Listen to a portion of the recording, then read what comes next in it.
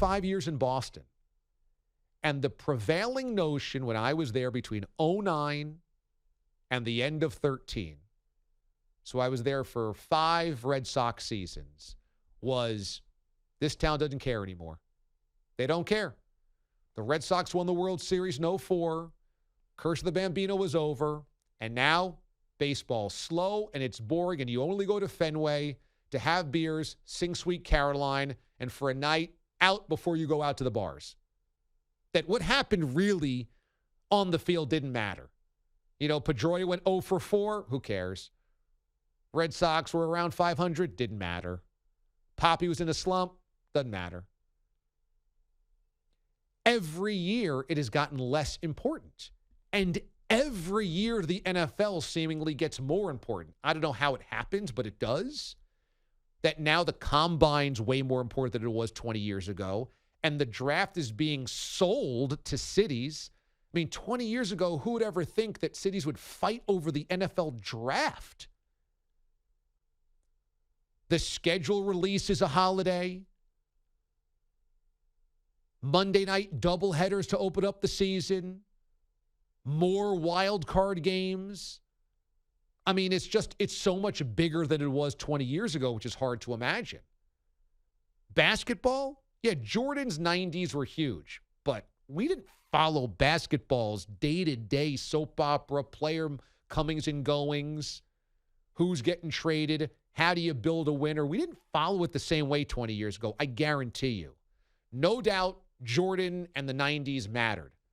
It was not an everyday thing. It was not a 365 thing. And today, it totally is.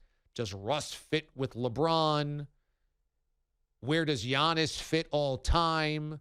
Is James Harden upset? What do you do with Ben Simmons? I mean, every day there's something. Super teams.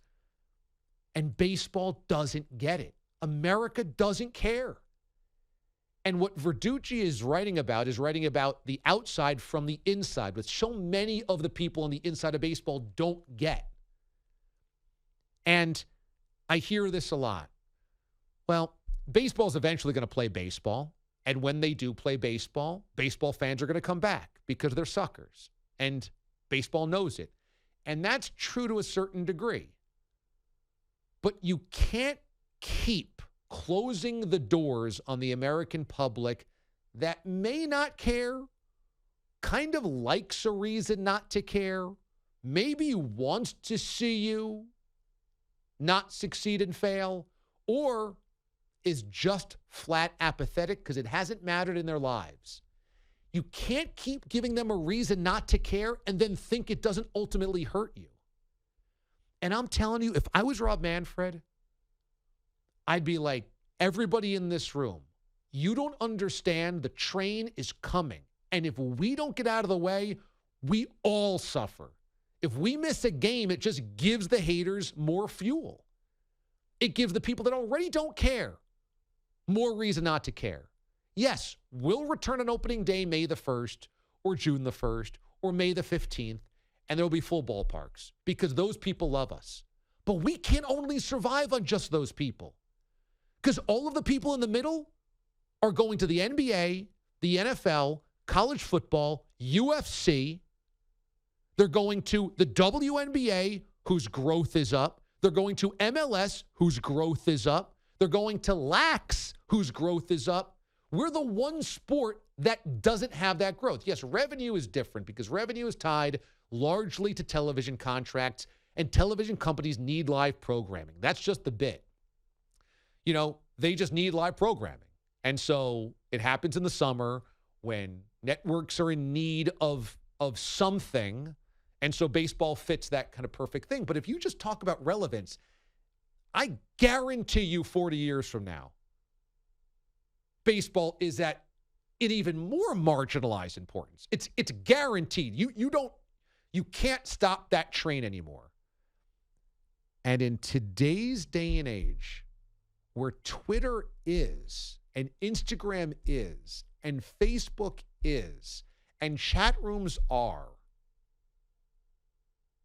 and all of these places online where you congregate, Those are places rooting for people to fail.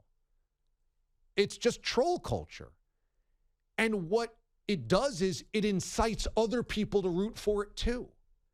And when baseball looks like stooges, or they look greedy, or they fight during a time that it's really distasteful, like the pandemic, it gives people that probably were kind of in the middle a reason to go really far one way and be like, yeah, baseball sucks. It's boring.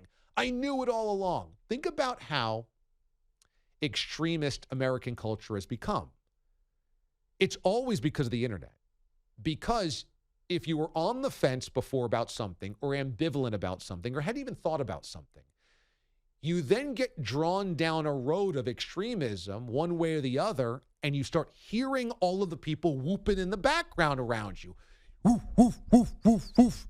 And you start getting drawn into that, and then you throw something in there, and they start rooting you on, and then suddenly it's like, oh, yeah.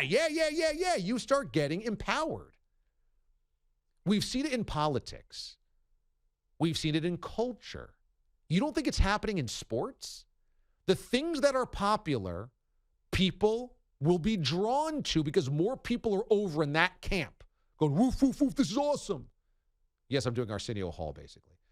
The people that don't like something, oh, man, see, they all don't like it. And it's fun not to like something. It's hater culture. And you've now given all of the kids on social media that may like baseball, maybe kind of ambivalent, maybe on the fence, maybe went to a game or two.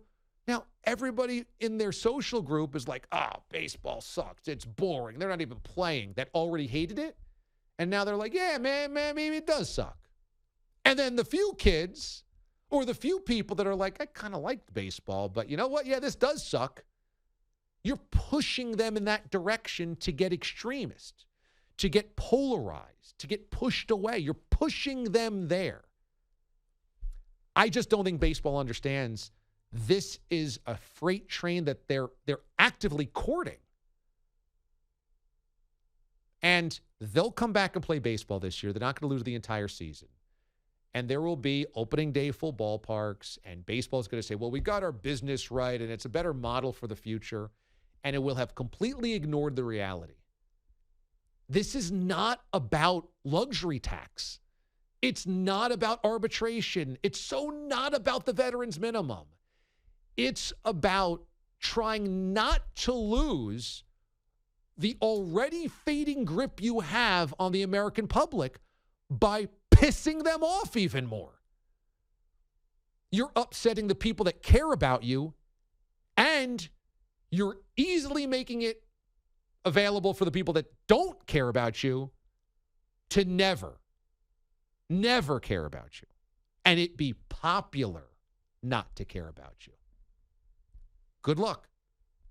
I'd like to see how that unfolds as our kids and our kids' kids then show the Rob Manfreds, the owners of 2022, Max Scherzer, and the players of 2022. I'd like you guys to sit in a room with our kids' kids in 30 years and let them tell you how they felt in 2020, 2021, and 2022 about baseball. And then you tell me if you did what was right for the future of the game. You tell me when you sit down in 30 years with those kids who are now adults with kids of their own, you tell me what they tell you, and if you still think you made the right decision by coming back with a bogus offer to the players on Tuesday, or because you stuck your foot in the sand and you would not move off something. You tell me if you really think that was best for the league, best for the sport, because I guarantee you, you are going to be horrified at what those kids end up telling you.